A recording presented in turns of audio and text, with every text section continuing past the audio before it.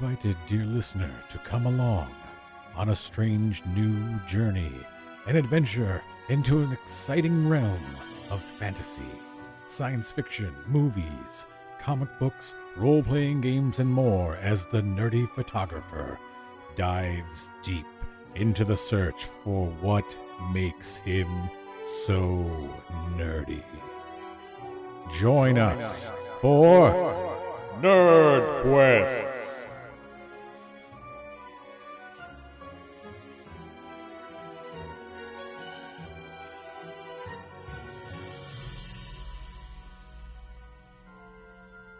Welcome to the Nerdy Photographer podcast. This is a special Nerd Quest episode in which we delve into some of the topics that I find especially nerdy and of special meaning to me. I am joined by Jessica and Mike from the 10 Cent Takes podcast. Welcome. Thank you for coming on. Thank you so much. Thank you. Yeah, we've been trying to make this happen for a while. I'm glad we could all finally sit down. It feels like it's been a little while. So tell people a little bit about your podcast so that they're a little more familiar with you. Absolutely. Well, 10 Cent Takes is a comics podcast. We like to look at the weird, silly, and just kind of fun moments in comic book history, and we like to do little deep dives into them. And yeah, it's a good time. There's swears. There are lots of opinions. You're perfectly welcome to swear on this podcast. There's no. Yes. Oh, thank fuck. So I can let it out.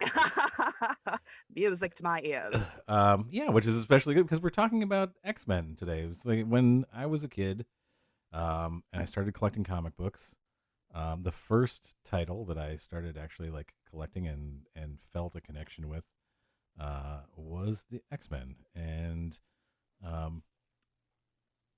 have a surprisingly long run, straight run of comics from 112 to 302 of the original X-Men, and Mike's making a face. When I saw that in your notes, I was just like, "Oh, that's a big Claremont run." Right Yeah, there. it is. It's an extraordinarily long Claremont run, and I have stuff from before that. I have some like in the the double digits, 20s and so forth earlier. But like when I started collecting, it was because I would go to my local library, and they had comic books in our library, and they had like 5 or 6 X-Men comic books, and it was actually from where I could in the 130s, 140s, I think, were those volumes.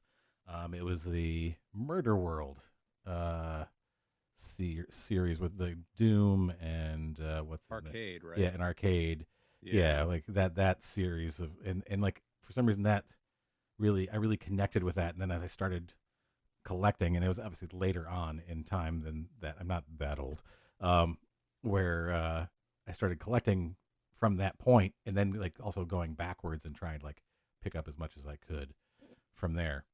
But I found like there were so many stories, great, really like arcs in those, like in that time period, because where I really started like that run is the Phoenix run, is where like it's like one of the most iconic comic book arcs, like Dark Phoenix.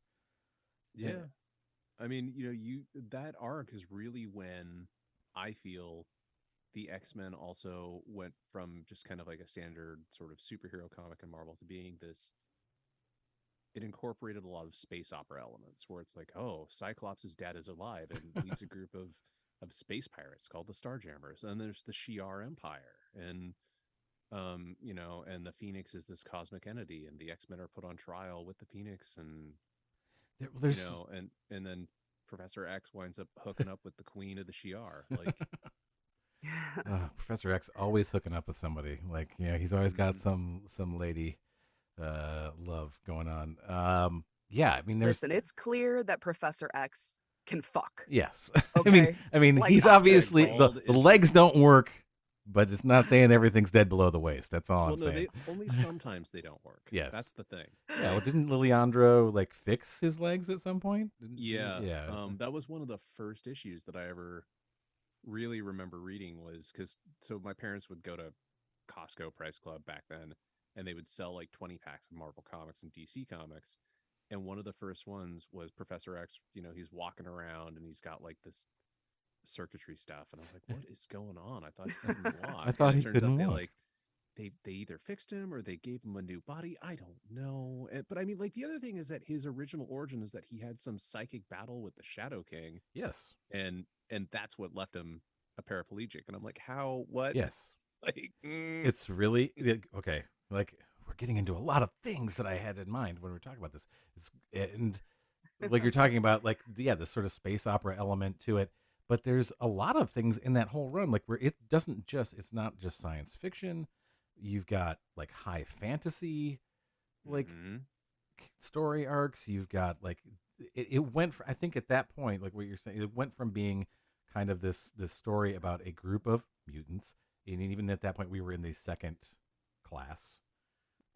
We had already moved on to like Wolverine, Nightcrawler, Colossus stuff at that point, but it went from kind of being this story of, like, there was the civil rights adjacent, and it then continues to echo those themes in this part, but like it became much grander. They with this, like, we're gonna throw in cosmic elements and we're gonna go like science fiction, or we're gonna battle Belasco or Mojo or the adversary, all these like things that like really like it brought the X-Men to a different scale. I mean, no lies detected. Yeah, absolutely. There was a lot happening in that whole chunk of time.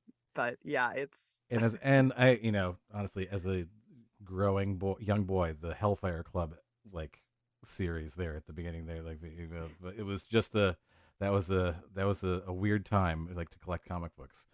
Tell me a comic catered to the male gaze without telling me out loud. Yeah, it was just like what's going on here? Like I did not understand, and then I was like, all right, this is why I've always had a crush on redheads for a long period of time. That Jean Grey thing. It's just, it's funny because we recently guested on Dear Watchers podcast, and we were talking about Captain Marvel and Rogue, and Claremont retroactively wrote a Captain Marvel story that basically kind of introduced Mystique and Rogue, and also it was based on an old script of his, and it features the first appearance of the Hellfire Club, where we don't know who these people are, right. But it's interesting, to sit there and kind of see all this stuff in action, and you're like, oh, and even there they were wearing their weird like Victorian bondage gear.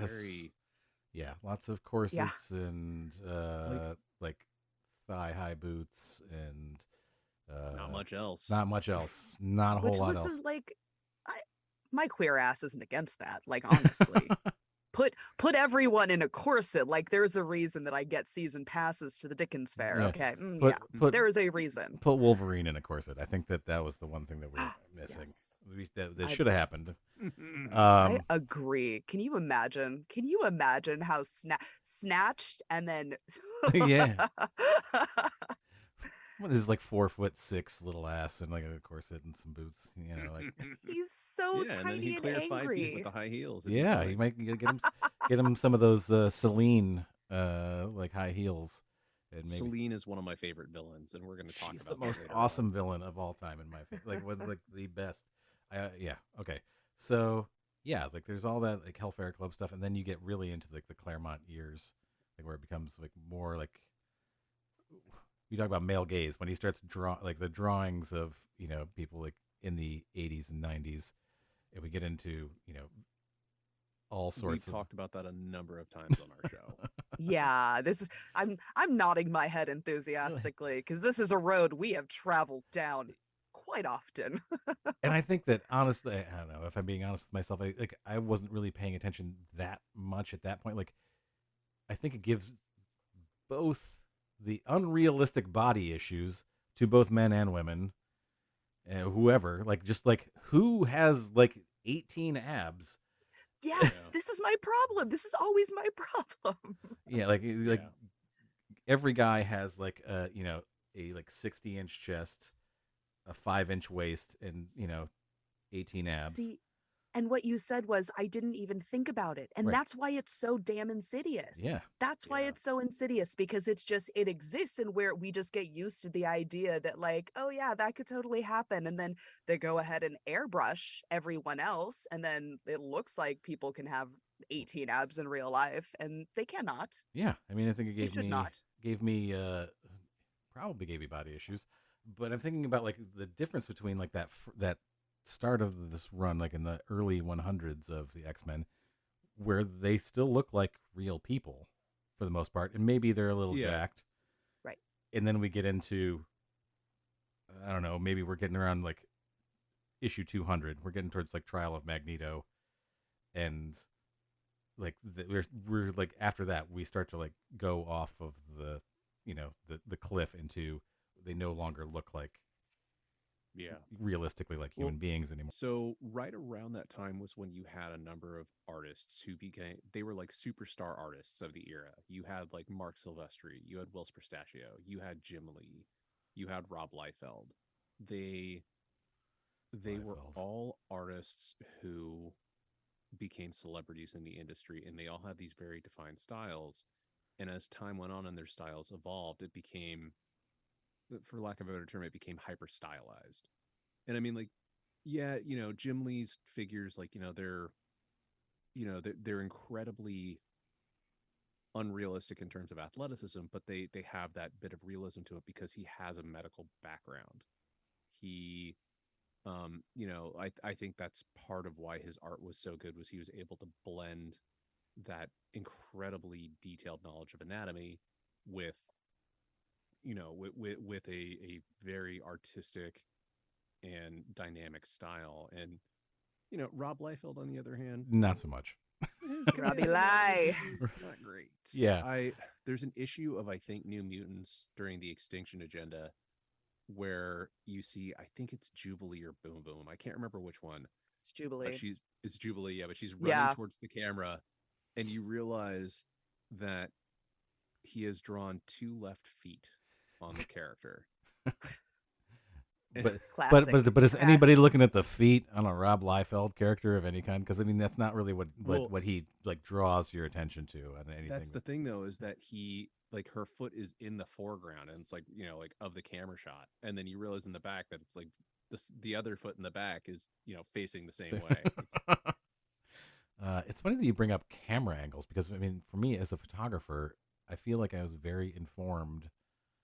Like my compositions are very informed by growing up reading comic books, like that. Each of those, like a very storyboarded look to things, and like my use of negative space in compositions and things. Like I will see people, like, I don't know, like it doesn't matter what I'm doing, whether I'm shooting a wedding or portraits or whatever's going on. Like I feel like sometimes I say like, oh, that's a comic book moment. Like I just see like the way that the person is framed in the camera, and I'm like, oh yes, like that is like perfectly, just moment in time. Like I can't draw, so that's it. Like that's my comic book moment. Yeah, and I mean, you and I have talked a bit about this, privately, but like I worked as a freelance photographer for a while. I was going to school and studying photography, and then I was convinced I was going to be a photojournalist, and then I graduated in 2011, which was right when the journalism industry was going through taking a huge dump, brutal crush following the 2008 crash.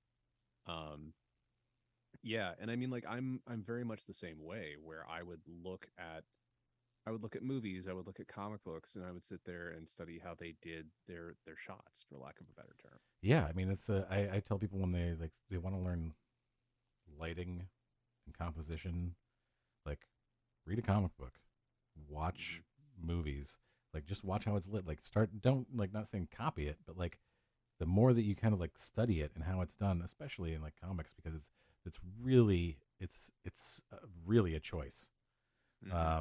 even more so, I think, than in film, because like a person can move around, whatever, but like a cinematographer can only set up so much, and a person moves within that. But like an artist in a comic book is making that decision very specifically, and like that's how thoughtful you at least have to get that to a state in your mind where it can happen without you actively thinking about it, but that you recognize it enough to like it hits your brain, and like the creative part of your brain going, that's what I want. I want this right here. Yeah, so I think that comic books in general, especially X-Men, like really influenced my visual storytelling. It also, I mean, I think influenced my storytelling in general. I mean, in this podcast, we have like a little science fiction, comic booky adventure frame that goes around everything, and that's heavily influenced by the storytelling in X-Men. It's just like, yeah, we got science fiction, we got fantasy, we got all of this stuff mixed in there, and something you mentioned when you were talking about the different artists, is it Silvestri does the Lady Deathstrike? I think like when he comes back, when we have Lady Deathstrike come in, and there's I don't think it was Silvestri. I think that was Barry Windsor Smith. Because he has, whoever did that, there's a very specific visual palette that comes in for a period of time in those comic books, where I personally am like looking at it going like, it's really interesting, and these kind of muted tones and everything sort of like the colors are not like bold colors, and things kind of like mixed together, but like it's not as sharp, I would say. Are you thinking of the issue where it's like she's chasing Wolverine through a snowstorm? No, I'm thinking of the one where you see the cover is you see him like kind of writhing with all of the like wires and tendrils like coming out of him. I think that's still Barry Windsor Smith. Because he had a run in the 200s of the X-Men also. And I mean, Barry Windsor Smith is like, I would say he's better than any of the guys that we've talked about before. He is a legit artist, and we've talked a little bit about his work. He was working with Valiant for a while, and so he worked on the Deathmate crossover, and the Deathmate prologue is Barry Windsor Smith's pencils with, I think, Jim Lee inking, and it's it looks great. It's just not very good. Yeah, I mean it's stories, and I think that what I'm saying is sort of like from an artistic point of view, as in my gosh, I think whatever teens when that was coming out originally, and reading those, I'm like, there was part of my brain that didn't quite get what was going on artistically, and so I'm like, wow, why isn't this quite as sharp now? Like when we were having the discussion of talking about this, and I kind of like flipped through things, and I got to those, like that set of like covers, and just looked at the covers, and I was like, oh yeah, and like occasionally like pull out like and just look at it and go, okay, this is much more of an expression than somebody who just has like they're really putting their stamp personally. Like this is my style, as opposed to I'm kind of just I'm doing a comic book, but I'm making it fit, like, I'm fitting within the general very bright or colorful style that is just accepted. And this was just somebody who's like, nope, this is kind of like how I'm doing things. Like everything isn't quite always drawn out. There's like, things are kind of blending together here and there. And it just, but the stories there were actually, yes, much better. So I found the cover that you're talking about. That is Uncanny X-Men 205. And yeah, I just confirmed that's Barry Windsor Smith. Yeah, it's one of those. It just sticks out, and then that's also like, we're talking like, what is an episode issue 200 is the trial of Magneto. Mm-hmm. It's another one of those like turning points in this, where we make something that Fox did. Like, we're going to kind of make Magneto a more palatable character and make the villain kind of an anti-hero. That's another, like, I think, a big switching point for the comic, and like saying like, okay, let's take a big U-turn and make Magneto a more, I don't know, what is the word? I'm thinking friendly, but it's not. I just had a loss for words. Well, the thing about Magneto, and he's a really interesting character, is he starts out as a villain, and then the further along you go, every decade you get from his debut, it is harder and harder to paint him as a villain. I'm Like, going to agree. Yeah. like Jessica was Yup. nodding very vigorously there with me.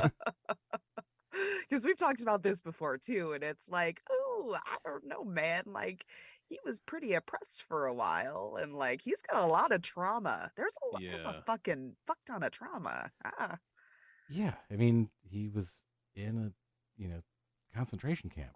And yeah, Yeah. yeah.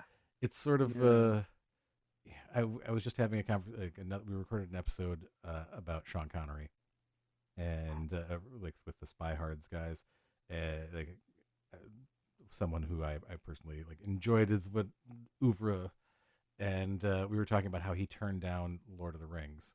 He turned down Gandalf because he couldn't understand how they were going to film it. Like I get it. Mm. He's an older guy, didn't quite understand, and we were having a discussion about how it would be different. Like I could see that. I could see him playing Gandalf and how it would be different. But I was thinking about it and I go, as I kept thinking about like what other Ian McKellen characters could I see Sean Connery having played? Man, he would have been a great Magneto. I honestly think like that would have been like because you see him imposing. Like I don't see like Mhm. Ian McKellen is a great actor. I love him. But when I look at Magneto, what's his name? I'm blanking He's on. a certain type of Magneto. Yeah. He's not as physically solid. Yeah. Like that he's more lean and like and so you see him leaning more on his powers than anything else and being Right. the cunning manipulator, which I enjoyed. I always thought that was fun about Magneto because they've made him out to be, aside from this, both physical and and then mutantly, I don't know if that's an adjective, but we'll go with it. Mm, But also a mutant powerhouse where his command of the magnetic field in general. It's not just ferrokinesis. It's like I think he eventually is like able to rip open holes in space and teleport and fly around and everything. Yeah. He's just like it goes being like, oh, I can. Somebody like studied their physics and said like, but oh, he's also like he's made out to be like this genius level intellect, and I was like, yes, I can see that with Ian McKellen. I like the way that he plays him as this very cunning character. And Sean Connery, I don't think he would have been quite as cunning, Perhaps. I mean, don't get me wrong. Like, I love The Hunt for Red October. Like, so one of my favorite stories is that my dad's XO from the Navy was the technical advisor, and so my mom pulled me out of school for a day when we lived in LA, and I got to go on the set of The Hunt for Red October. Like, that's pretty awesome. So, like, one of my favorite movies. The Hunt for Red October. Be careful, Ryan. Some things in here don't react too well to bullets. Yeah, where Sean Connery plays a Russian submarine captain by way of Scotland. Yeah, he also had. I mean, he had a guy. He had a dialect guy. Did you know that? No, they worked for months. Yes. No. Yes. Oh God! And the look on my face is just pure shock. It is stunned. Like, she what? Was too stunned to speak. Jessica's like, what? Are you kidding? No, he had a dialect guy. It's hysterical. But how defeated must that guy have felt? Like at the end of that, he's like, I mean, what was it I like know before he started working with him? Like how bad was it before that? I don't know. Watch Highlander. You could. He's like, you should leave my name out of the. Oh, we've definitely talked about Highlander. It's supposed to be Spanish, huh? Interesting. Egyptian. Egyptian by way of Egyptian Spain. by way of Spain. That's right. I forgot. My bad. I'm not Spanish. I'm Egyptian. Don't even get me started on the blackface behind that. That's just like that. Also very heinous. Oh. I mean, it's not as bad as Gods of Egypt, where what's his name? The guy who played Christian Bale. No, it's the guy who played Set. He's Gods of Egypt, not the other one, not the Noah, not Noah. I mean, no, Moses. you're talking about. Oh, there's Nicole Coster No, well, Waldau he's is in it playing too, as but it's Gerard Butler. yes, Gerard Butler plays Gerard Set, Butler. and I'm like, Oh yeah, any and Gerard Butler movie he is other than rocking the most Scottish accent that ever Scottished, yeah, while playing a Egyptian god. Like yeah. I think the only black actor of the main cast was Chadwick Boseman. Yes, yeah. That was not a good movie, No, first of it's all. terrible, and I didn't watch it in theaters. I watched it in on I cable. saw it in theaters. I I saw saw it. it with my friend who had a movie podcast, and I was just like, Ooh. Bully. Yeah, yeah, I don't envy you on that one.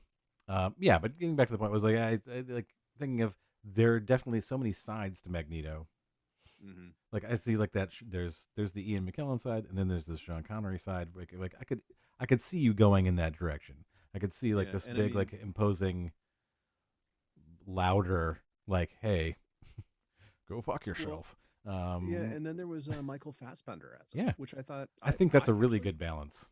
I thought Michael Fassbender was great as a younger Magneto, and I liked that a lot of the times he was again playing him as cunning, but he had those kind of great action moments.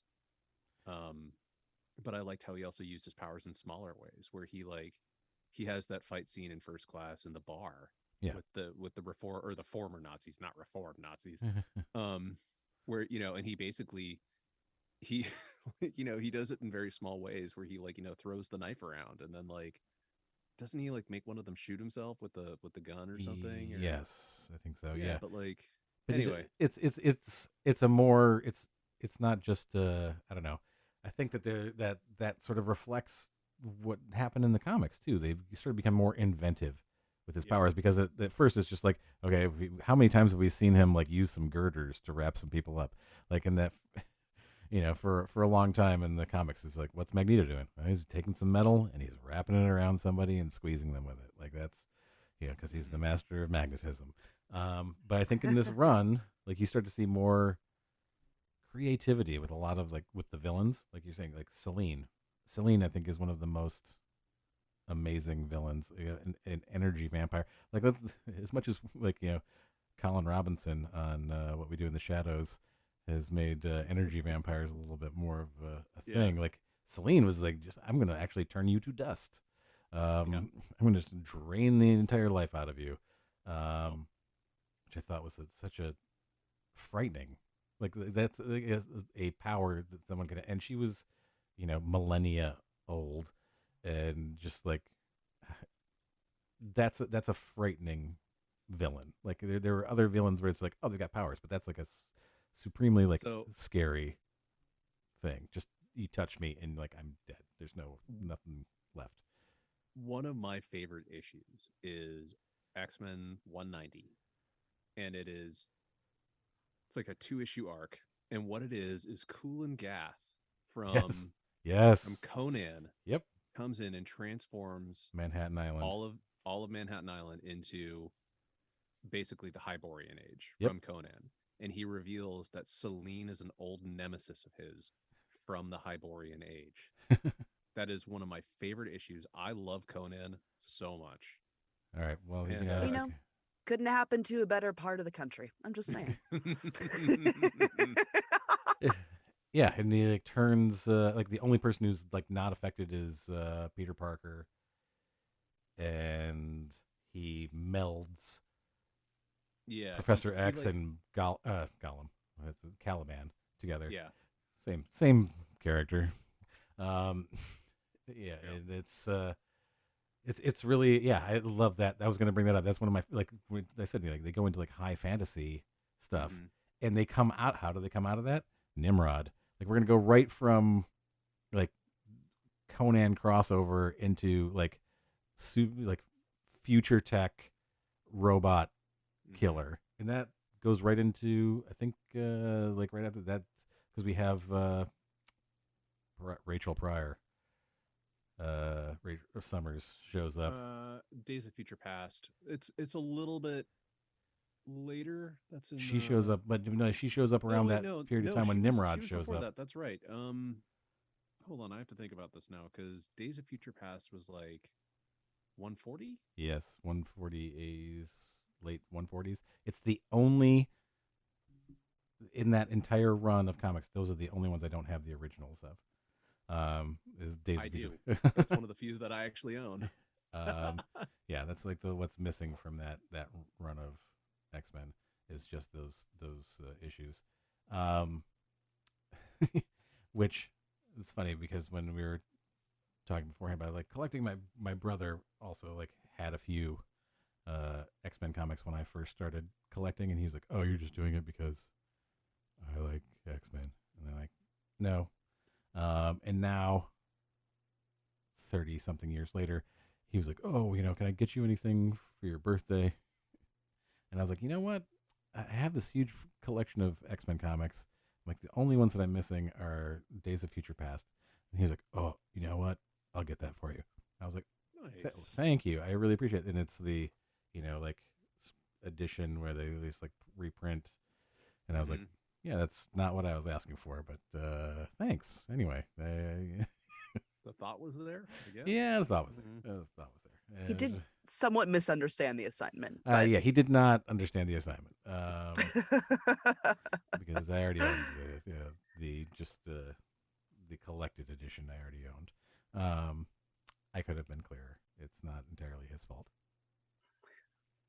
Yeah, that Cool and Gath two. I keep calling them episodes. 2-issue crossover is one of my favorites as well.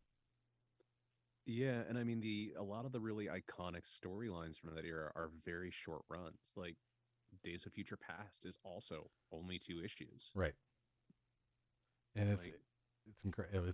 Like again, we talk about like things that really had an impact on. I felt like Marvel comics in a bigger way. Like that is still considered one of I think the that and Dark Phoenix are considered like two like really uh, seminal like moments in comics in that time period. But it's interesting that I find like especially Days of Future Past playing again on civil rights, and then you have Magneto's like genocide, and it's something that keeps coming back often in this run of comics. You have Mutant Massacre with the Reavers and Mr. Sinister. Then you have Fall of the Mutants. Then you've got Genosha again. Like there's like all these things like that keep coming back. It keeps coming up. Like these are people, and fair. I have not read any recent X-Men comics. I am way behind. I kind of like House of X and Powers of X. I am aware of and how things have gone, but it's I think that it's those.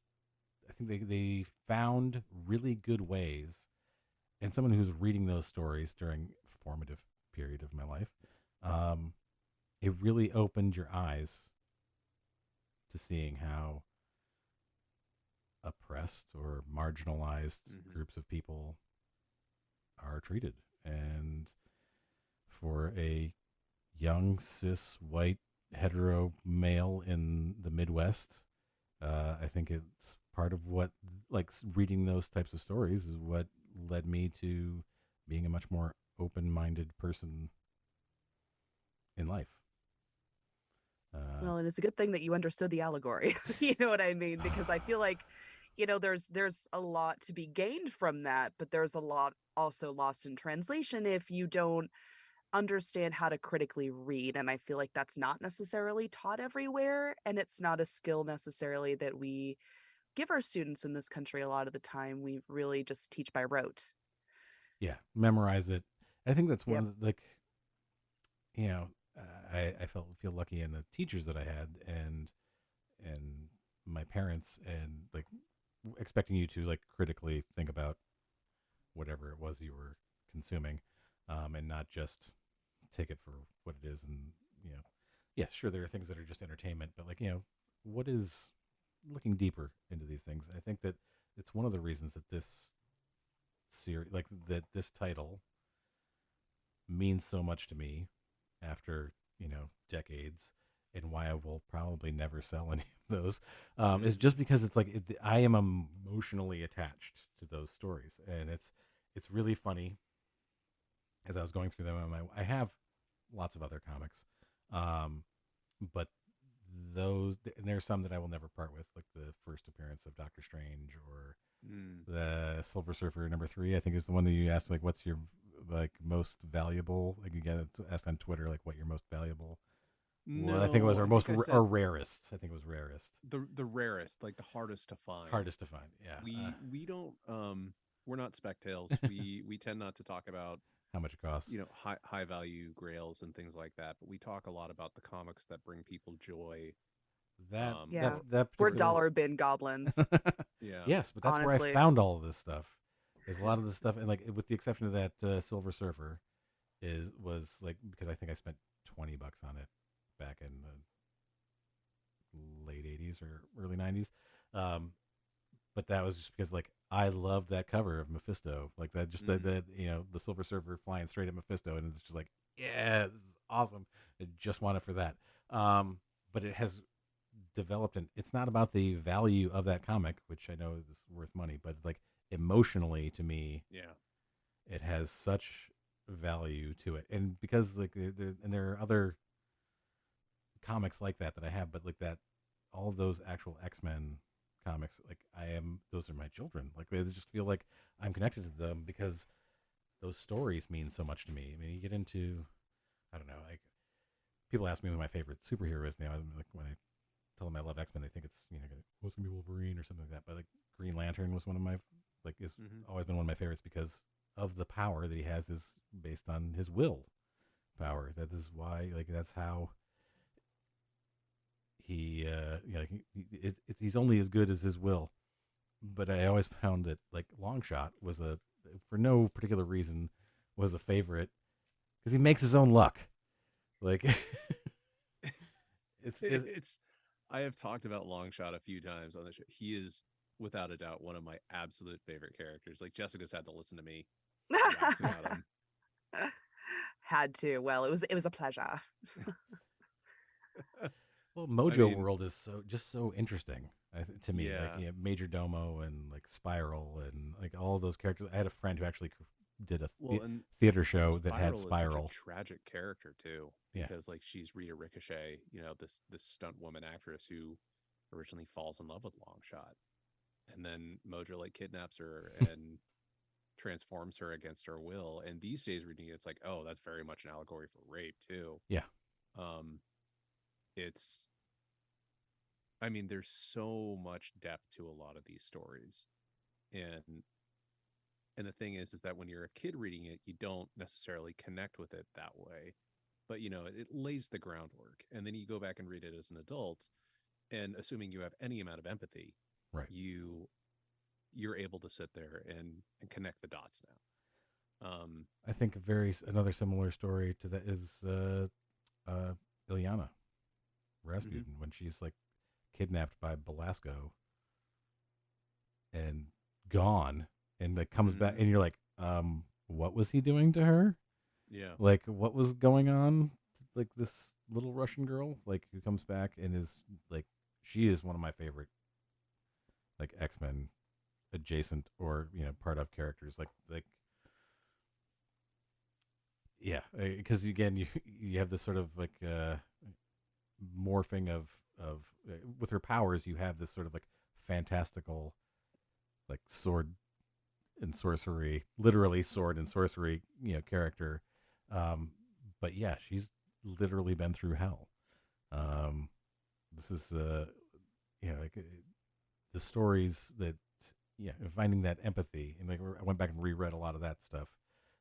Over the pandemic and was just like, I didn't pick up on some of that stuff as a kid. And then I go like, oh, this is kind of really dark. And you get a completely different take on it coming back to it as an informed adult and someone who actually cares about people. Yeah. And I mean, it's really interesting because right now we have that whole movement where they're like, well, keep politics out of comic books. And it's like, they've always been in comic books. I know, right? It's like, what are you, blind? Yes, they are. They're Apparently willfully putting on blinders, but yeah. I mean, so Jessica, like you and I've never actually talked about this. Who is your favorite X-Men? I've never asked you this, and I'm very curious to hear. I have always felt a connection with Rogue, and I've always tried to figure out why that is, and I think it's because she is such a visible form of masking. Like, she literally takes the powers from other people, Mm. and that's her power. And I'm like, shit, I relate to that. Like, I adapt. I like get into a situation and I adapt to any situation. And I think that I've always felt really connected with that. But it's because I've had to adapt. And I think I've had to be like socially masking. Hmm. And so I was like, oh, I see you. I see you're doing that too. But I honestly just recently made that connection, like, you know, probably 30 seconds ago. Mike, how about you? I mean, Longshot is always one of my favorites because he was the one that I always wanted to be. He was like, the good-looking guy who always means well, who makes his own luck, and it's just kind of plays life on easy mode, but is also just very cool. Um, Yes. this is an extremely basic answer though, and I really love a good Wolverine story. And I think I really related to Wolverine when I was younger because he was always this guy that I'm trying to think about how to put it. He was very lonely. Mm. And these days, he's got a family. He is a different character than he was, but there was this kind of ineffable barrier around him with all the other characters for Yeah. a long time. And Yeah. and I was a kid that grew up in a pretty well-to-do conservative family. And I was this weirdo who was into comic books and video games and was queer but didn't really know that he was queer. And and and I'm by queer I mean I'm bi, which I mean there's a whole extra layer Mm. of like of alienation there too within the queer community. um but I grew up in this community that there was no one else who was visibly like me that way. And so I always really gravitated towards that story about the guy who was lonely and who had been lonely as far as he could remember through his entire life. And then the other thing is, Jessica and I, we have this like great affinity for things like Highlander. I loved the Eternal Warrior comics from Valiant. Yeah. I've realized I love those stories about the guys who sit there and march through time and have to watch everything change around them. And there's that element of sadness to them, which Yes. I love a good sad story. I'm not gonna lie. like Yeah. I mean, I think that what you bring up about, I think that's, I mean, of a certain age, people always think that guys are like, oh, if you like X-Men, you like Wolverine's your favorite character. But they don't yeah. necessarily think as quite as deeply about it. They always think of like, oh, he's the tough guy who can just like deal with anything. But like, he's, yeah, he's very depressed and he's very sad. And Mm-hmm. he always kind of finds like, he has that initial, like, well, not just initial, but like the Jean Grey romance, like Mm-hmm. where he like really has feelings for her. Um, but he has these connections over time, and especially in this run of stuff that I have, where he has like genuine friendships with like Rogue Mm-hmm. and Jubilee, where these are like people that he's sort of feels like almost paternal or at Well, least brotherly. Like I need to take care of you. Like and Kitty Pryde too. yeah, Like he's yes, fiercely protective of Kitty Pryde. yeah, and it's just this like where he just feels like he's got to take care of people, but he's also an outsider, and I think that's an overarching theme to this. Whereas yes, there's a in wide like we have like the social issues for marginalized groups, absolutely, but I think it's like in a very broad level, it is for people who feel that they don't belong, Mm-hmm. and like the X-Men are and while you've got people who are like these very outspoken members of the crew, like you have like Cyclops, and he was, I don't know. I thought James Marsden was like an excellent casting for Cyclops because he looks like this. I don't know. He just has the attitude, in my opinion. But like, I was a Wolverine fan growing up. But I feel like Magic definitely like became more of a favorite, as well as Colossus. And it was just, I think that was kind of the feeling there was like being sort of impenetrable in a similar sense to like being lonely. And like with Wolverine, like there was just a sense of like being able to just put on this skin and literal armor and just, protect yourself from whatever's going on. Like there was, and, it's the same way with both of them. Like both of the Rasputin siblings, like putting on their armor. But like the magic part, swords. There's a third Rasputin sibling too, who's like a villain. Really? I think. I guess I missed that. No, he shows up in like the late 200s. Like I'll have to take a look. I don't recall. Like I remember sitting there and being like, "This is dumb." I was 10 or 11 reading this, and I was like, "This is not good." And I like how my eye like started twitching when you said that. I was like, "There is what?" Yeah, it did not come up to me. I don't recall. Mikhail, maybe, I don't know. I'm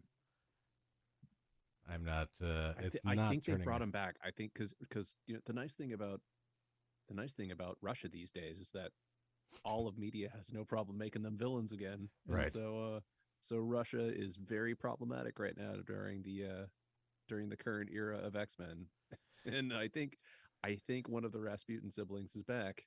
So I mean, it's like the Summers; they keep on having new siblings pop up. Yeah, like right. How many Summerses are there? How many Priors and Summers? And I think okay. So hold on, let me think about this. There's Alex and Scott are the two main brothers, and then they had Vulcan. I'm sorry. Who? You is Vulcan like the youngest kid? They like you got like Alex and then Scott and then you took a sharp left and you went Vulcan because they were living in space. Yeah, I think it was because the whole thing is that the Summers' parents were like abducted by aliens. They were abducted by like the Shi'ar or something. Yeah. And so I think Scott. I think. What is Corsair's real name? I can't remember. His like. Anyway, Scott's dad had another kid in space, and then he's like, he became like a space emperor or something. I don't know. I mean, as much as I love the X-Men, there's a lot of real dumb storylines. There are, especially from like the mid '90s to 2010. Yeah, I mean, there's a lot of bad. Like, there's one where they tried to make like Nightcrawler. They had a whole thing where they're like, "Oh, we're gonna make Nightcrawler the Pope, and then that's gonna cause the collapse of the church or something." Everyone was struggling in the '90s, and it was super obvious. It was super hard. clear. But like Bill Jamis was running Marvel at the time, and like that dude's stories, man, like the stuff that he oversaw were so bad. Like he had this whole thing where he was like, "We're gonna do the Fantastic Four," and basically like make them a family in the suburbs, and like he fired Mark Waid and Mike Wieringo from their incredible run, and the backlash was so severe that they rehired them both. Like there were a lot of weird choices, and I had like my best friend growing up ended up like working for Marvel for a little, like right in that period of time in the late '90s, like ended up working there for 6 months, and was just like, can't. It was rough. We've talked about it a lot. That was all the stuff that was going on under Ron Perlman, aka Mr. Ellen Burstyn. I just imagine that somebody was running through the office just setting fires in trash cans. Yes. That's pretty much the description that I got from my friend who worked there. He was just like, there was like no sense of like, we just got to come up with like something that's going to get some headlines and get some attention and get people to read. But I think this sort of lends itself to in a segue in our episode as to why I stopped collecting. Yeah, the comics. You stopped right around the era that the implosion was happening in the '90s. Yeah, and it was because they just started. There were so many crossovers, and it was just like you can't collect one title. You've got to collect 8 titles because the story is spread out over X-Force, X-Factor, you know, Plan 9 from Outer Space. Like we get to have like, you know, New Mutants. Then it's in the Avengers, and it's in somebody else's, like, you know, like this, like, part of this story that has been specifically here, like, and, it also, now is like gimmick covers that were like extra expensive. Oh yeah, it was terrible. It was, and it just went from, and we're talking about going from spending, you know, $1 or 75 cents on a comic to like, then it, like, the price jumped up to like $2.50, and you're like, now I've got to get 6 different, you know, titles a month to like read one story. Like you've like divvied things up and spread everything around, and it's just like, I can't anymore. I just, like, you know, it's you're not interesting me. Like the interest is no longer there. You've not hooked me in as much as, like, sometimes I was like, oh, okay, well, this is getting a little, like, this is also, like, you know, cable was like really becoming a thing at that point, and I was like, but it's not really, you know, I've seen this before. This is very much a similar to, you know, Rachel Summers type of thing. You know, I've already been through this. And then it turns out Cable is the adult child of Scott and Jean Grey, who was like sent thousands of years into the future. Like, and okay. Yeah, and I was like, what am I doing? I can't do this, like, anymore. But like, there's there's just too much. It just became overwhelming to try to collect, and they were just like, you could tell Marvel was sort of floundering, and like they were just like, got to get as much money as we can. But going back, and like that was obviously, I wanted to get to 300. I wanted to get to issue 300, and I was just like, okay, then I'm done. With it's amazing, like, hollow foil prism cover that they did. Yes. It was the dumbest shit. But I was thinking back as I was going through these things, and like, we talked about like different storylines. You're talking about like all these 2-issue arcs, and I thought about The Adversary and Fall of the Mutants, that whole arc, and I was going back and realizing that it actually starts in like issue 180 something, I think, where Storm has lost her powers, and she goes to see Forge, and I think there's like Brood or like in Forge's tower or something, whatever. And there's just this, I remember that. Yeah. And there's like a 1-page panel of Naze doing, like, trying to like commune with something, and the Adversary possesses him. And then you don't see anything about it for like 20-30 issues or something. Like there's like a ton of issues go by, and like they kind of like bring a little thing, and it's like, we're going to like wait. This was like a long game. I don't know, maybe it wasn't, like, behind the scenes, whoever was writing stuff, like somebody came up with an idea and we're like, oh, this is going to be interesting, and then they like looked back and like, oh, this is what we could do with it. But I was like, this is a long period of time to bring something to fruition. Like, we're really planting. Whereas often they'll come back and be like, we're going to make something up that we're going to come up with a new storyline, and you never knew this actually happened, and we're going to write a whole new story, and this is what happened behind the scenes. This was something that was actually there, and then they come back to it, like 50, 60 issues later, and like, oh, this is actually a really big villain, and we're going to like have a really interesting storyline around it. And I think that, kind of like trying to bring this in for a landing somehow, one of the things, like, what we talked about with like the X-Men being outsiders and representing all of these sort of marginalized people in different ways, when you get to Fall of the Mutants, there's a lot of them seeing their effect on the world, both good and bad. Like, Colossus has this whole thing where he like visits the scene of a fight that he had with Juggernaut, and sees like how much they actually destroyed. And but like when they like televise the X-Men sacrificing themselves to save the world, and you're just sort of like, these people are like, you've seen them so many times, like kind of like behind this. The X-Men were kind of like the behind the scenes superheroes. They're not the Avengers. Mm. People know they exist, but they don't like. They're not really superheroes. They're kind of like they get into fights with villains. It was kind of like we're gonna stop a villain. We're gonna get into a fight with a villain. We're not really like we're sort of independent contractors who go out and get into like battle villains as we see fit, as opposed to like a more uh, public friendly face of like the Avengers. But that in that Yeah. moment, I saw like as a lot of like their sacrifice was really like for me, and I think that's kind of like where my interest in started to wane after that because like the sacrifice was so important, and like you're immediately like, oh, they're in the outback now. When while that was like a great run, like their sacrifice rings kind of hollow.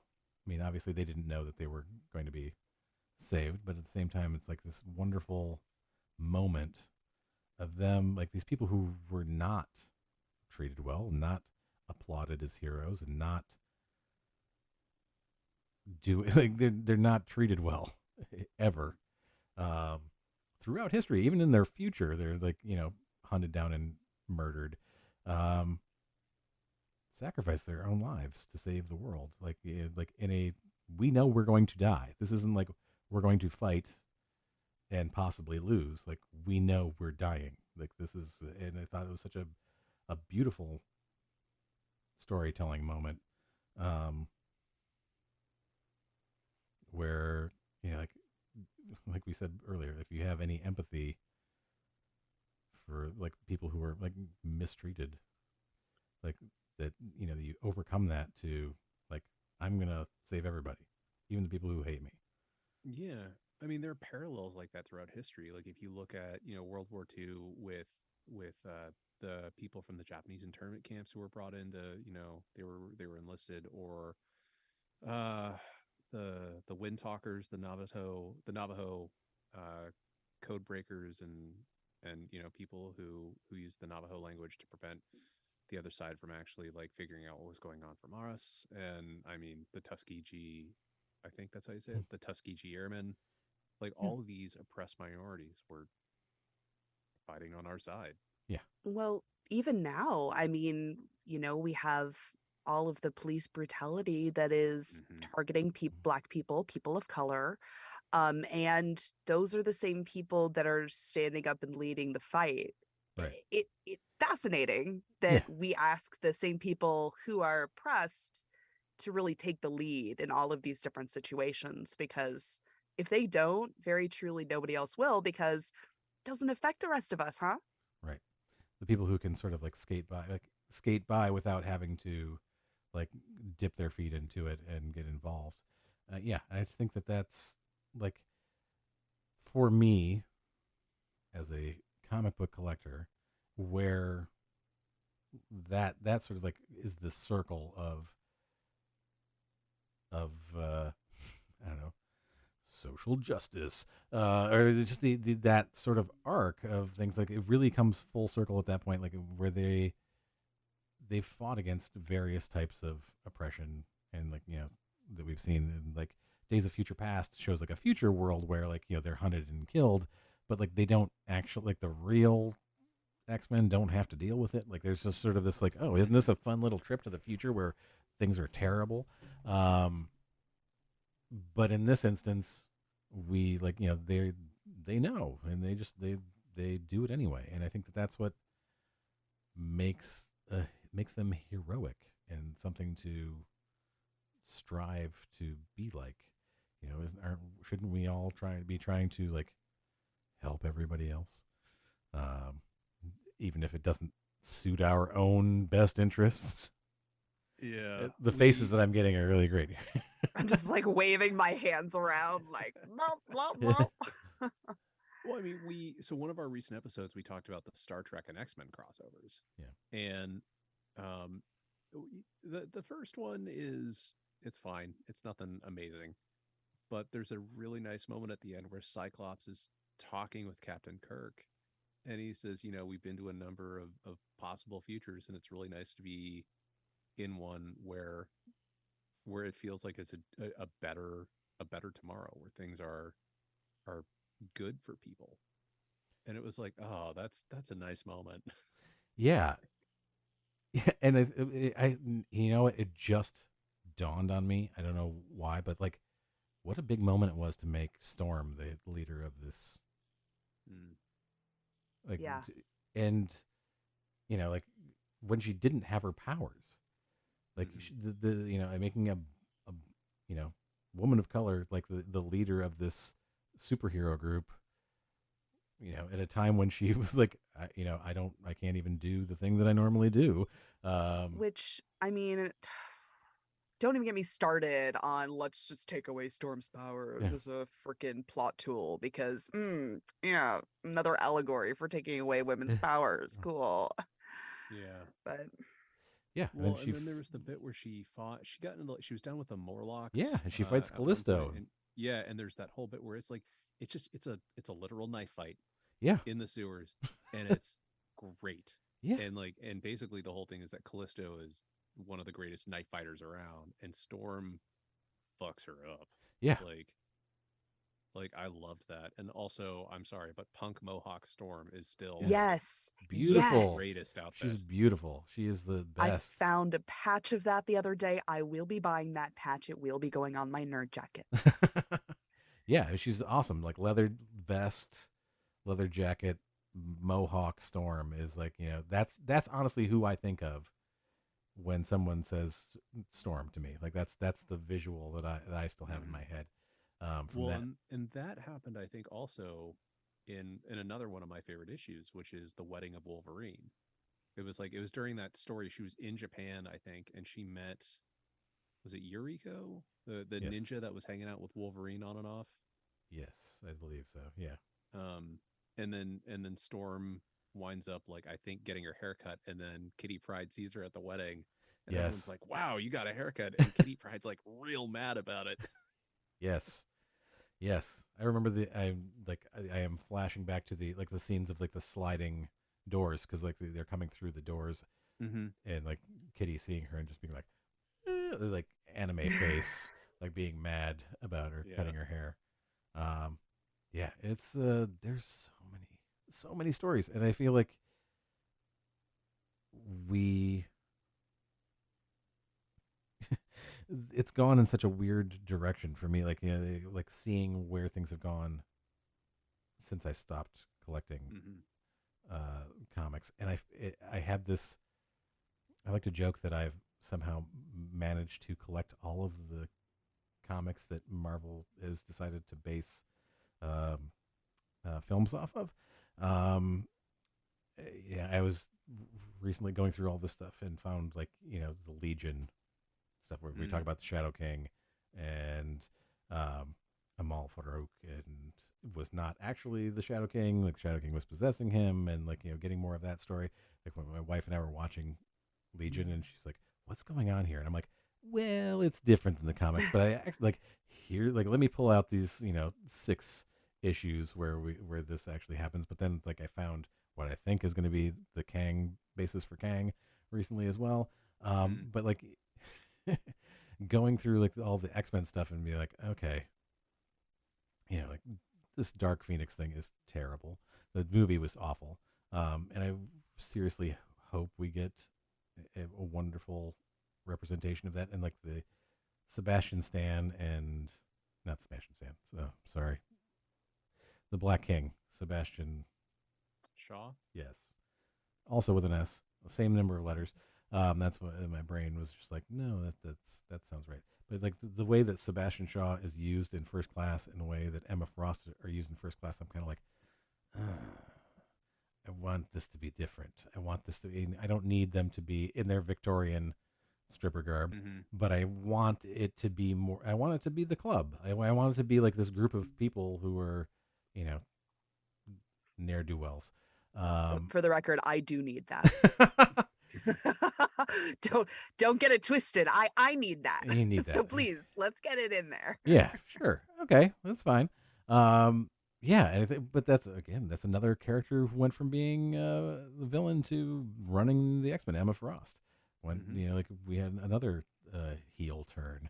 It's like Well, and they've also like gone from making her walk around in underwear and stiletto boots, and now she's like, yeah, like they're low cut stuff a lot of the time, but it's like it's very kind of like high fashion business wear, and yeah, it's good.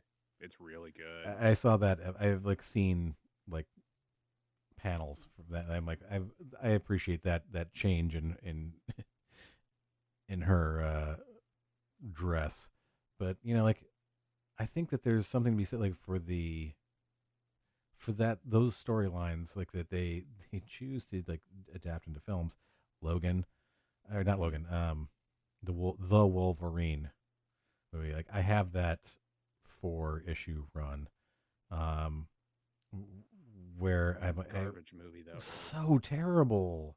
It's so bad, and I just like I think like I know Hugh Jackman is probably a wonderful person, but like how do you like? This is not the story. I'm like I don't want to be a toxic fanboy, but at the same time I'm like, don't take a story that you're doing this because you. I understand changes will be made and adaptations, and we can discuss any number of things that where I have issue with. I have blocked out so much of that movie since I saw it. But my company at the time took us out to the movie, and I was like, "This is really not good." But at least they bought me a red vines and soda, so like, I fine. don't feel like we can blame Hugh for this, though. No. This is not his fault. Hugh, it's not your fault, buddy. Love ya. Not your fault. And I think that they tried to make him like instead of Kitty, tried to make him like the character in Days of Future Past to make this a more because he was more bankable. Yes. And don't get me wrong, I liked the movie of Future Past. Like I thought it was a decent adaptation. I thought that was like I honestly wanted their future to be darker and like see more people just get murdered. Like I didn't need to have like Magneto and Professor X working together. I didn't need that. I could have just been like Kitty, like somehow transferring through Logan into the past to try to like tell him like they're the only people left. Like maybe like everybody else has been killed off. Like you could have like shown how bad it is instead of like we're gonna try to throw in as many characters as we can. We're gonna throw Bishop in there. We're gonna like try to just like toss people. Like I was like people don't even know who these characters are. They had Blink, and I was like, I love Blink. I thought Exiles was great, but like how many people are gonna know who she is? Right, like they were just these characters that nobody has any like the movie going public, as opposed to the comic book nerd, have no connection to. I feel like there's a lot of just it's sloppy storytelling when it translates to the big screen. But I have hope. Okay, so let's this is how we're going to close this out. I have hope for the future as Marvel moves forward as owners of X-Men. You don't. Jessica's like, I don't. No, I don't. But I'm a cynical bitch. So I mean, that's just me. That's just me. I mean, to be fair, I'm wearing a Marvel shirt. I'm a Marvel stan. Like I fucking love Marvel. Okay, but do I trust them? Not as far as I can throw them. Can I throw a multi-billion-dollar corporation? No, I can't. Yeah. I am not wearing a Marvel shirt. I'm wearing my Glenn Gouldy Scotch shirt. All right, so we're gonna say what storyline do you hope they use for the new X-Men? Who wants to jump in? So I'm reading House of X and Powers of X, and I really like the exploration of the mutants and Krakoa. I really like that dynamic, and I want to see more of that because I feel like it's not something that the movies have focused on yet. And so I'd like to have a deeper dive into that and the dynamics of what does it mean to be exclusionary in this way of saying like, yes, we are creating a safe space. And I feel like this is a really big conversation in a lot of different spaces right now. So it would be a good exploration. But, what does it mean to make a safe space for mutants, for this large piece of society that really is being targeted? But what does it mean to be exclusionary from that as well? Right. And what does it mean to society when a chunk of society says, crack, nope, I'm out of here. Yep. Yeah, like there's like having a discussion of like, what does this mean? What does it really mean? Like, where do we? Yeah. How do we? Let people have their own place. And what do we lose as a society if we alienate them and Right. cause them to really truly leave? Yeah. Yes. Awesome answer, Thank you. Mike. I think I would like to start on a dark note. I think I like the idea of them having, just kind of been operating in the MCU for a while, but no one really knows about them. And then something like the mutant massacre happens. Yes. And that's when the X-Men come in. And I think it would be really good storytelling if you have something that is a genuinely upsetting moment, and then you have the mutants who are brought in to investigate it, knowing who did it and wanting to go after and basically do an eye for an eye, and then you have characters like Captain America or the rest of the Avengers basically trying to talk him down, and they're like, "You're not mutants, fuck right. off." Yeah. And that could kind of go back to the whole thing of civil rights, and I mean, that was a huge part of Captain America and the Winter Soldier, which that is like my least favorite of the MCU TV shows they've done so far. It wasn't bad, it's just I was kind of indifferent to it, but I loved some of the discussions they had, like the whole bit where they revealed the original Captain America, Isaiah Bradley. um I thought that was great, and I thought like there were some really good discussions about civil rights, about oppression, about white privilege, and and of course that pissed off all the right people. But but I don't think Disney or Marvel will do something like that. And I mean, it's because they want to make it as broadly appealing as possible. But that's where I would go. Yeah, I think that's really interesting. I too would love to see like where like things that are happening in the MCU that we didn't realize were connected. Like there's some sort of activity that's been going on, like some sort of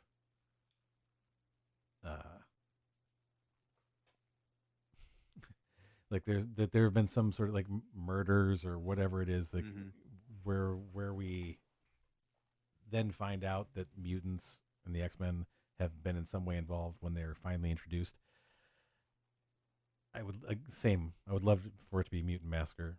I don't think it's going to be. I think it's going to be Brood in some way. I think it's going to be somehow alien related, because we're seeing this sort of like Skrull and other things. Yeah, it's totally going to be where they're going to have the Shi'ar and like the X-Men have been held prisoner or something like that. That makes sense. I feel like By that's the way,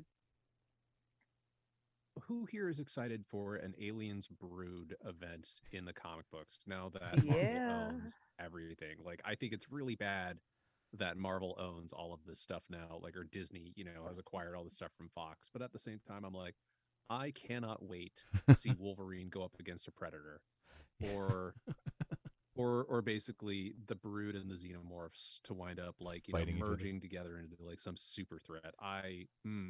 Honestly, my eyes just lit up. Infection.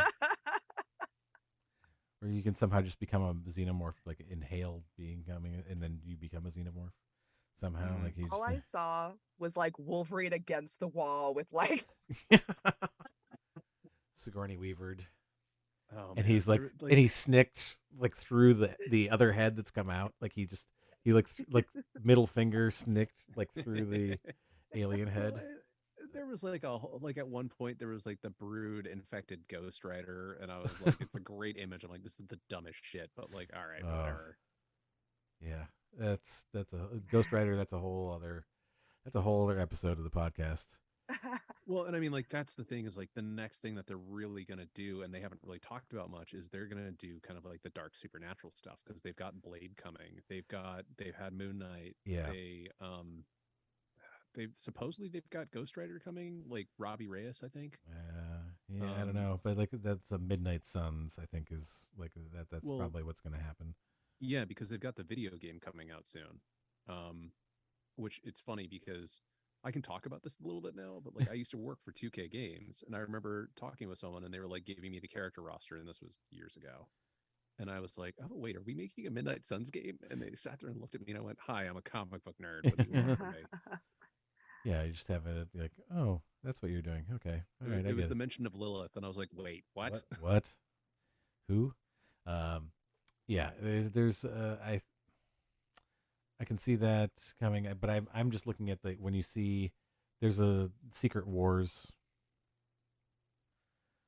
I feel like it's going to end up in Secret Wars somehow. Like there's going to somehow we get the Beyonder. Like I'm really hoping that happens. Well, And John and Hamm Thor plays the just Beyonder. good. But I mean, we also just had in Thor: Love and Thunder, we had Eternity show up. Right. Like, Yeah, I think the that's elders of the universe are showing up. You look at the statues in the hall, and right. you've got the Watcher, you have Death, you have Eternity. I think like Infinity was also sort of shown there, but I'm not entirely certain.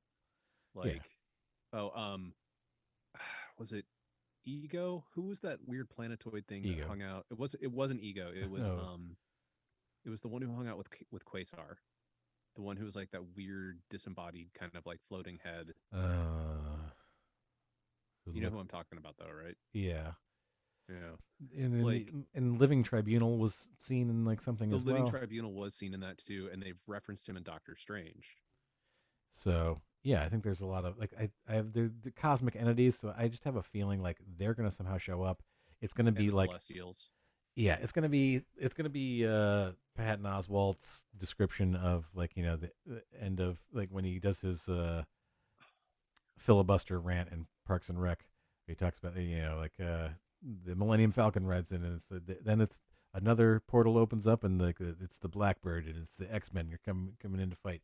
So I just feel like they're gonna somehow introduce them in some way in a cosmic sense. Like they're gonna be brought to like the battle world, and people are gonna be like, "Who are these guys?" And then be like, "We're the fucking X-Men." And people are gonna be like, "Okay." And then we're gonna then that's gonna be their introduction, and then we're gonna have an X-Men movie. Well, they've really set themselves up in a way to do anything they really fucking want with the way that they've opened up the multiverse. Like they're like, oh yeah, you want to know what? All these motherfuckers are coming through. Everyone's coming through. Who knows what's gonna happen? Evil X-Men. One of those giant people coming through during the last Avengers Endgame. What is that? Oh, I don't know. Maybe we'll talk about it later. The Eternals. Nobody remembers that film. I just had I wanted that movie to be better. Like it wasn't bad. It was fine. It's like I don't ever need to watch it again. No. I could see what they were trying to do. I would have liked it a lot better if it wasn't a Marvel movie, to be honest. Yeah. Here's my thing, and this is my main complaint about Marvel films in general, is that so many of them are on such a grand scale. Like, we can't always be saving the world. Like, it's one of the things I do enjoy about She-Hulk, Attorney at Law. Love the like lower scale, street level stuff. It's one of the things I loved about the first couple seasons of Daredevil. We're dealing with street. It's not the end of the world. Which is kind of what I liked WandaVision too, for that same reason, because it was a microcosm. Right. It was like we're dealing with this piece of it, but it doesn't have to explode into everything. It can be what it is here. Yes. Yeah. And so go ahead. I've got one more story, and then we can wrap up. But I spent a while working as a creative writer at a game studio, and we did a digital card game. And so we had this mini set coming out, and I wrote my cat into the game as a cat person assassin, and the card was called Murder Kitten. It was kind of funny. It was cool. The art for it was amazing, and the fans loved it. Like it was like the one that everybody really bought all the card packs for. And then the C level execs were bitching to the designer that I worked with, and they were like, "I'm really upset that we wrote someone's cat into the game with the name Murder Kitten." And and they were complaining about how the game wasn't epic enough. And we were sitting there, we're like, "Do you not understand that you can't be epic all the time? Like you have, You like can't people get burnt always. out Yeah. if you are epic all the time. You have to have moments of levity, of small things to give people a chance to breathe." And they did not get that, and it's not really surprising that that company imploded as spectacularly as it did a few years later. Well, and how is Murder Kitten like the hill you're gonna die on? Like, honestly, like, It's, who doesn't like little cat with a knife in its mouth? That's a thing now. yeah. Oh, it's like I'll send you the art for it. It's great. But like that was like, and that was the whole thing, was like it was just this silly thing. And it was a fan had written to me and they were like, "Hey, would you be like I really like